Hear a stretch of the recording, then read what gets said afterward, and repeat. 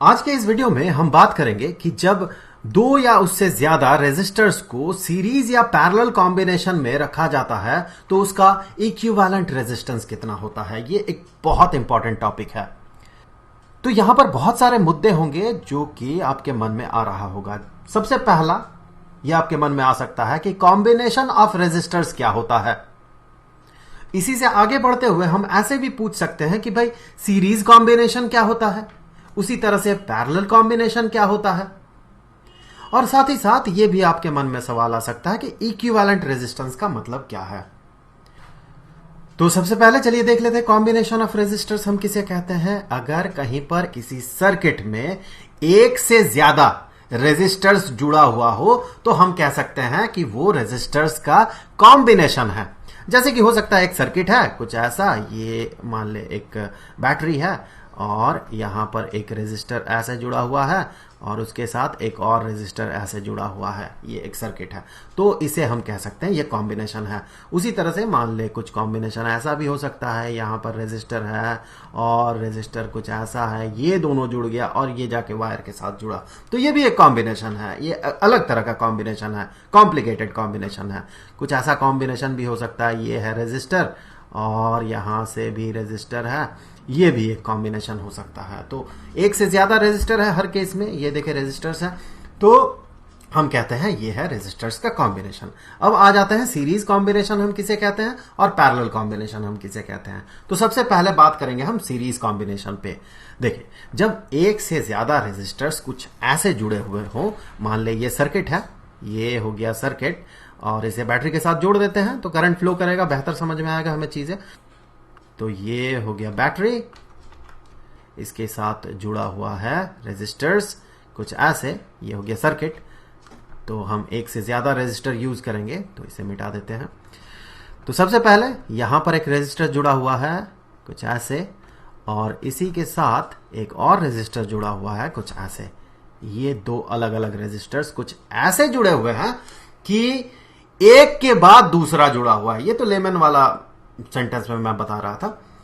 Technically अगर कहा जाए तो सीरीज कॉम्बिनेशन में तब होता है रेजिस्टर्स जब उन रेजिस्टर्स में सेम करंट का फ्लो हो। अब देखिए, इस बैटरी से करंट का फ्लो होना शुरू होगा तो मान ले कि यहां से कुछ ऐसे फ्लो हो रहा करंट इस डायरेक्शन में और वही करंट यहां से भी पार हो रहा है, सेम अमाउंट ऑफ करंट, और वही करंट यहां से भी पार हो रहा है, सेम अमाउंट ऑफ करंट। तो दोनों रेजिस्टर्स से देखे same amount of current flow कर रहा है। तो टेक्निकली हम कह सकते हैं कि ये दो रेजिस्टर्स जो हैं ये सीरीज कॉम्बिनेशन में है। उसी तरह से हम कब कहते हैं कि पैरेलल कॉम्बिनेशन में है रेजिस्टर्स। फिर से सर्किट ड्रॉ कर लेते हैं।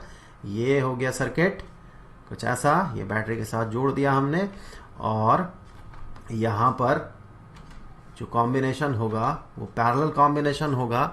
तो उसके लिए देखें, ये हो गया एक रेजिस्टर दूसरा रेजिस्टर, तो ये हो गया मान ले पहला रेजिस्टर और यहां पर ये हो गया दूसरा रेजिस्टर।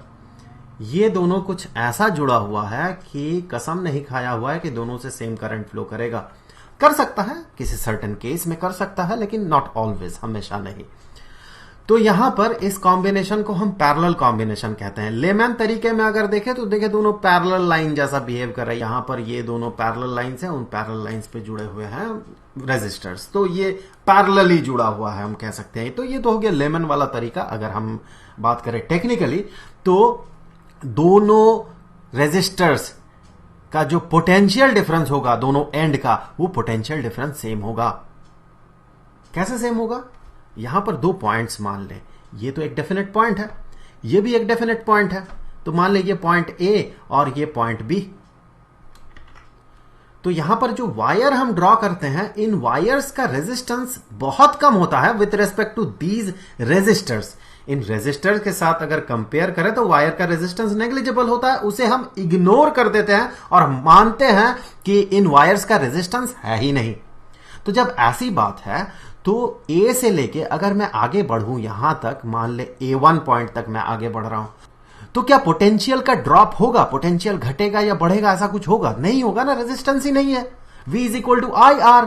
सो पोटेंशियल डिफरेंस दो पॉइंट का इज इक्वल टू करंट जितना फ्लो करेगा और दोनों के बीच का जो रेजिस्टेंस है, ओम्स लॉ। तो जब ये रेजिस्टेंस ही जीरो है, नेग्लिजिबल स्मॉल है, तो पोटेंशियल ड्रॉप भी जीरो होगा। सो ए और A1 के बीच कोई पोटेंशियल ड्रॉप नहीं होगा। तो पॉइंट ए का पोटेंशियल जितना होगा, अगर ये VA है, अगर ये VA है तो ये भी VA होगा, इसका भी पोटेंशियल और इसका भी पोटेंशियल, दोनों का VA होगा पोटेंशियल। तो उसी तरह से अगर यहां से हम इस डायरेक्शन में आगे बढ़े, यहां तक आ जाते हैं A2 में, इस पॉइंट में, तो यहां भी पोटेंशियल उतना ही होगा। उसी लॉजिक से हम कह सकते हैं तो यहां भी पोटेंशियल उतना ही होगा। उसी तरह से अगर मैं यहां पर सेम लॉजिक अप्लाई करते हुए इन दोनों पॉइंट्स में B1 और B2 में पोटेंशियल देखूं तो वो B के बराबर ही होगा। तो A1 और A2 का पोटेंशियल बराबर, जो कि बराबर है A के, और B1 और B2 का पोटेंशियल बराबर, जो कि है B के बराबर पोटेंशियल। इसका मतलब यहां जो पोटेंशियल का डिफरेंस होगा A1 और B1 में, और A2 और B2 में जो पोटेंशियल का डिफरेंस होगा, वो दोनों सेम होगा।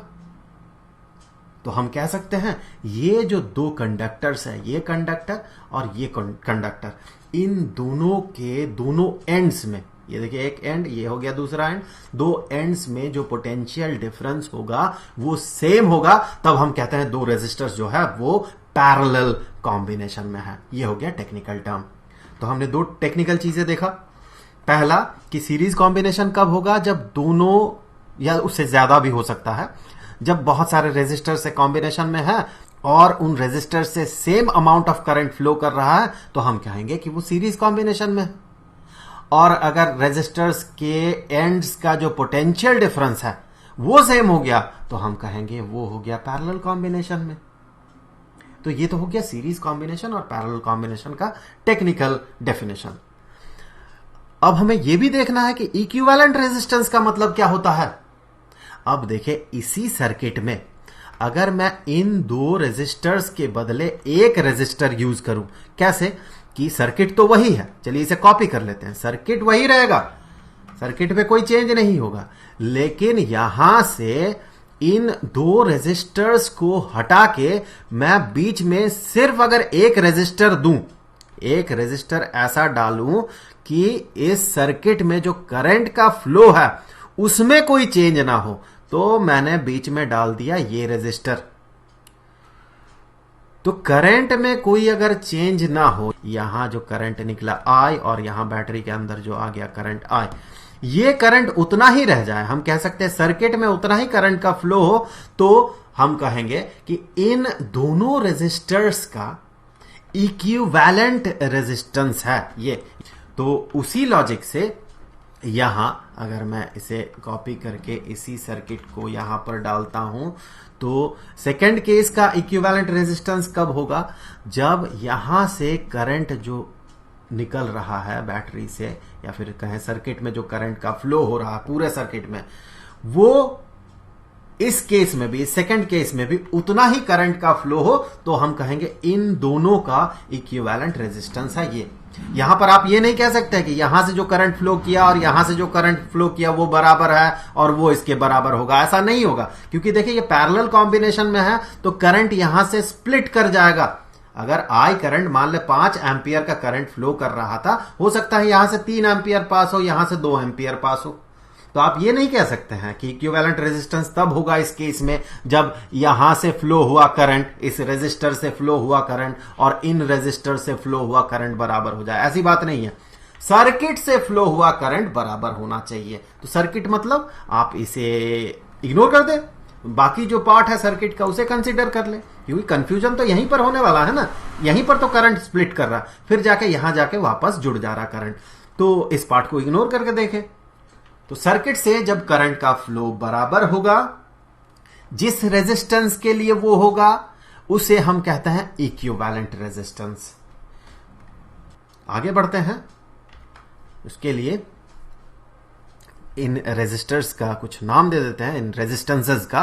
मान ले इस रेजिस्टर का रेजिस्टेंस है R1 और इसका रेजिस्टेंस है R2, और यहां पर ये जो आप इक्विवेलेंट रेजिस्टेंस देख रहे हैं इसका रेजिस्टेंस है R।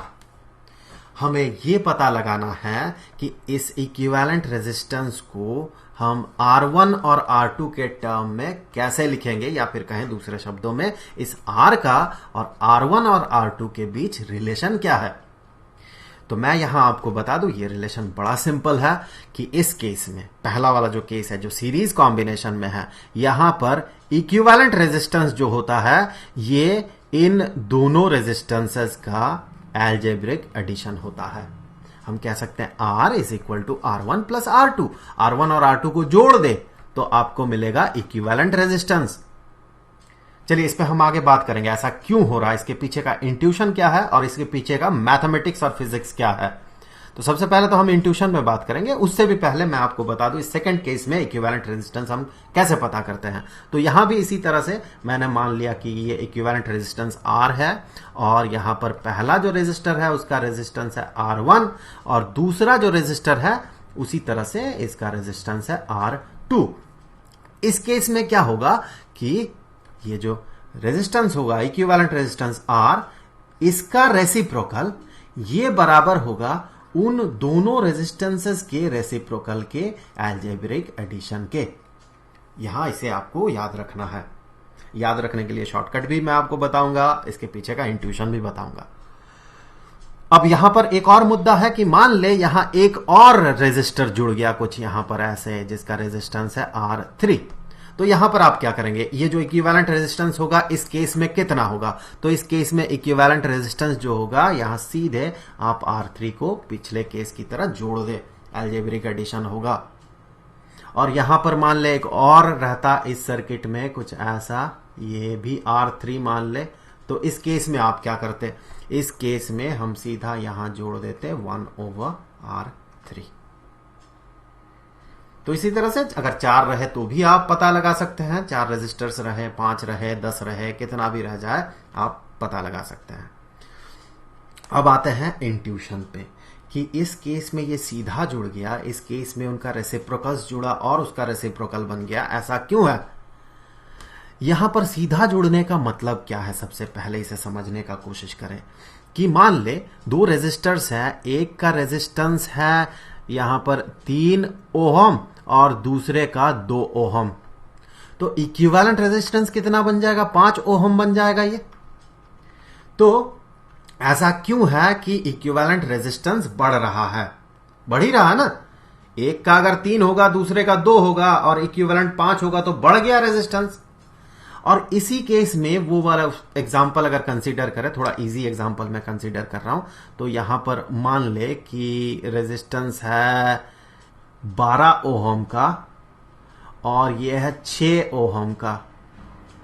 तो अगर इक्विवेलेंट रेजिस्टेंस आप कंसीडर करेंगे यहां पर 1/R is equal to 1/12 plus 1/6, मैं यूनिट नहीं लिख रहा हूं, आप समझ जाएंगे, यूनिट तो रेजिस्टेंस का ओहम ही होगा।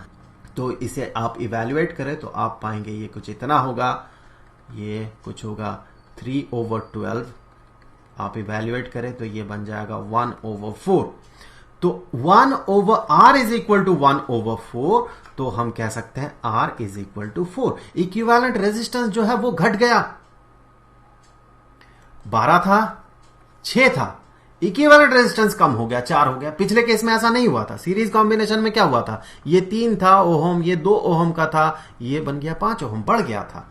तो आप ऐसे सोचे कि जब करंट फ्लो कर रहा होगा तो यहां से इस रेजिस्टेंस को भी वो पार कर रहा था और इस रेजिस्टेंस को भी पार कर रहा था, दो रेजिस्टेंस को इसे करंट को पार करना पड़ रहा था। तो इसके बदले अगर एक रेजिस्टेंस रहता तो उसका रेजिस्टेंस ज्यादा होना पड़ता, इन दोनों का जोड़ एडिशन होना पड़ता ना इसे। देखिए करंट इसे भी काटते हुए आगे बढ़ा और करंट को इसे भी काटना पड़ा, मतलब इसे इस रेजिस्टेंस को पार करते हुए जाना पड़ा। तो इन दोनों का बराबर जो रेजिस्टेंस होगा वो तो इन दोनों से ज्यादा होगा ना, क्योंकि ये दोनों एक साथ एक ही डायरेक्शन में एक ही तरह का काम कर रहा है, दोनों एक दूसरे को ऑगमेंट कर रहा है एक दूसरे के काम को। तो इक्विवेलेंट रेजिस्टेंस जो है वो बढ़ेगा, एक रेजिस्टेंस को आप बढ़ा दे तो जो नेट इफेक्ट होगा इन दोनों का वो बढ़ जाएगा।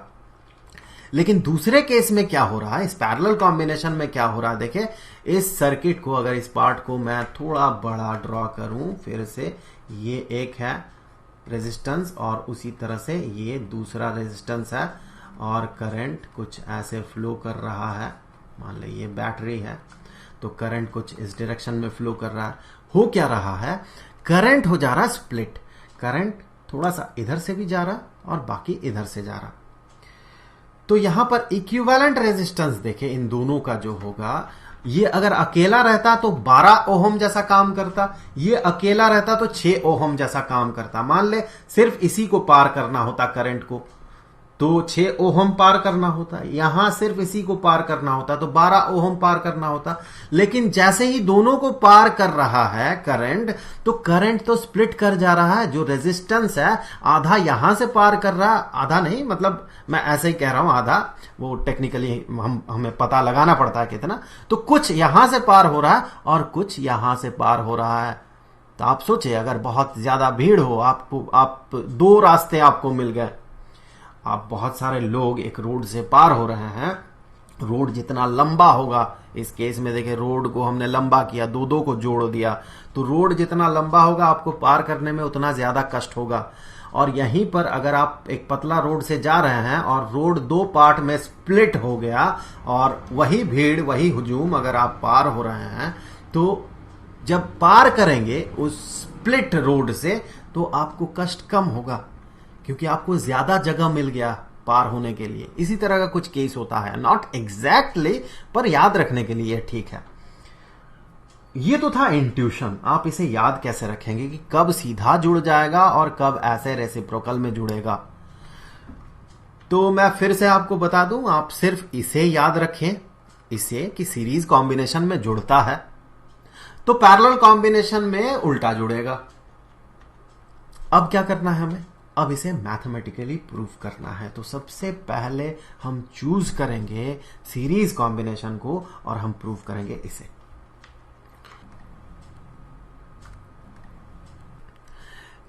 हमें क्या करना है, हमें देखना है यहां पर जो पोटेंशियल डिफरेंस है। जैसे यहां पर ये 2 पॉइंट्स मैंने चूज कर लिया, तो मान ले पॉइंट ए है और ये पॉइंट बी है। इक्विवेलेंट रेजिस्टेंस है, मतलब इसी के जगह ये दोनों लगा हुआ था पहले, उसके बाद हमने इसे लगाया था। तो यहां ये पॉइंट ए और यहां ये पॉइंट बी, पॉइंट ए और पॉइंट बी, ठीक है। अब क्या करता हूं, मैं यहां पर एक इंटरमीडिएट पॉइंट सी कंसीडर कर लेता हूं और यहां पर ए और बी का जो पोटेंशियल डिफरेंस है उसे मैं वी नाम देता हूं, वी। इसका मतलब यहां जो बैटरी है, ये जो बैटरी है, इसका जो पोटेंशियल डिफरेंस है या टर्मिनल पोटेंशियल डिफरेंस है वो V है। तो A और B पॉइंट के बीच भी पोटेंशियल डिफरेंस V ही होगा, क्योंकि थोड़ी देर पहले हमने बात किया था कि यहां जो वायर है इसमें रेजिस्टेंस इतना कम होता है कि हम पोटेंशियल ड्रॉप को कंसीडर ही नहीं करते हैं। तो पहले केस में भी A पॉइंट और B पॉइंट के बीच पोटेंशियल डिफरेंस V, दूसरे केस में भी V। लेकिन पहले केस में हम इसे ऐसे भी इसे स्प्लिट कर सकते हैं कि यहां से A से लेके C तक पोटेंशियल ड्रॉप जो है ये V1 है और C से लेके B तक पोटेंशियल ड्रॉप जो है ये V2 है। हम कह ही सकते हैं A और B के बीच पोटेंशियल डिफरेंस कितना है। तो यहां पर ये A है, ये B है और मान ले ये C है इंटरमीडिएट पॉइंट। तो A और B का पोटेंशियल डिफरेंस कितना, A से C चले जाएं और फिर C से B जाएं, जितना पोटेंशियल डिफरेंस होगा वही होगा A और B का पोटेंशियल डिफरेंस। तो इसी लॉजिक से हम कह सकते हैं कि ये जो पोटेंशियल ड्रॉप V है, V ये बराबर होगा V1 और V2 के एडिशन के। अब यहां पर ओम्स लॉ हम लगा सकते हैं। यहां पर देखें करंट दोनों रेजिस्टर से बराबर फ्लो कर रहा है I, तो हम कह सकते हैं V1 is equal to I into R1। So V1 is equal to I into R1 और V2 करंट तो उतना ही फ्लो कर रहा I, सो R2 और I को मल्टीप्लाई कर दे तो आपको V2 मिलेगा। ओम्स लॉ फिर से मैं बता दूं, so I into R2 current into resistance is equal to potential difference, potential drop कह सकते हैं आप उस रेजिस्टर के दोनों एंड का। और ये जो V है ये क्या है, यहां से देखें तो पॉइंट A और पॉइंट B के बीच का डिफरेंस, और इक्विवेलेंट रेजिस्टेंस जहां पर जुड़ा हुआ है उस सर्किट में देखें तो ये होगा इस रेजिस्टर के दोनों एंड का डिफरेंस। सेम चीज है, ये भी पॉइंट A, ये भी पॉइंट B, यहां भी पॉइंट A, यहां भी पॉइंट B, तो बात तो बराबर है। सो इन दोनों पॉइंट्स के बीच का पोटेंशियल डिफरेंस अगर V है और करंट को तो सेम फ्लो करना है, तब जाके हम कहेंगे इक्विवेलेंट रेजिस्टेंस। पहले हमने बात किया था, तो करंट को सेम फ्लो करना है, तो यहां से हम कह सकते हैं R into I is equal to V, तो यहां मल्टीप्लाई कर दे R इंटू आई। सो इससे आगे बढ़ते हुए I into R is equal to, यहां से I को कॉमन आउट कर दे तो आपको मिलेगा R1 प्लस R2। यहां से आप सीधे इस I को कैंसिल कर सकते हैं दोनों साइड से, तो आपको क्या मिला, R is equal to R1 plus R2। इस तरह से आप 3-4 रेजिस्टर लगा के भी प्रूव कर सकते हैं।